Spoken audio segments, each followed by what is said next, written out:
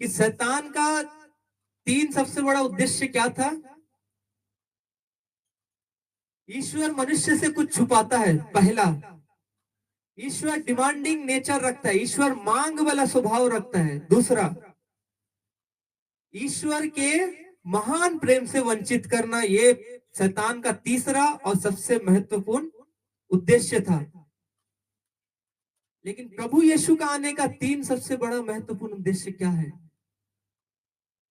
वो सब कुछ दे देना जो इंसान को लगता था कि ईश्वर मुझसे छुपाता है।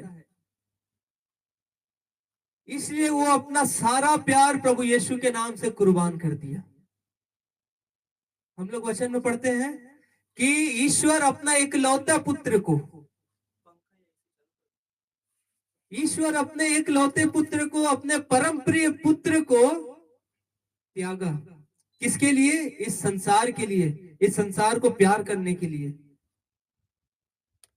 दूसरा कारण, अपने बच्चों से बिना कुछ मांगे ईश्वर ने अपने प्यार को मुक्ति के रूप में कुर्बान कर दिया। Hallelujah, hallelujah, hallelujah. ये दूसरा कारण था प्रभु यीशु का आने का, कि अपने बच्चों से बिना कुछ मांग किए, बिना कुछ चाह किए, वो सारा कुछ अपने बच्चों के लिए कुर्बान कर दिया।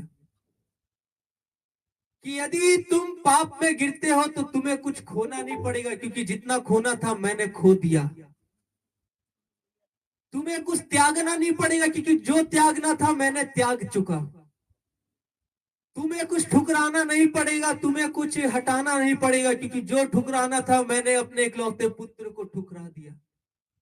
और उस लौते पुत्र को जगत ने भी ठुकरा दिया, उसके अपने भाई बहन ने भी ठुकरा दिया, उस समय का संस्था ने भी उसे ठुकरा दिया। कोई गलती नहीं पाने के बावजूद भी उसे सूली दिया। इसे ठुकराना ही कहते हैं। मैं आप पे दोष नहीं पाता हूं, लेकिन फिर भी मैं आपको दोषी ठहराता हूं, मतलब आप मेरे को पसंद नहीं हो। वो ईश्वर नापसंद हुआ हमारे लिए। तीसरा और सबसे महत्वपूर्ण कारण, जिस प्रेम से वंचित हो गए थे, हम उस प्रेम को, यानी यीशु मसीह को हमारे लिए सूली पर चढ़ा हुआ हमने पाया। शैतान ने जिस प्रेम से मनुष्य को वंचित किया था, ईश्वर का प्रेम से मनुष्य को वंचित किया था, यीशु मसीह आके वही संपूर्ण प्रेम से फिर से उसे जोड़ दिया मनुष्य से।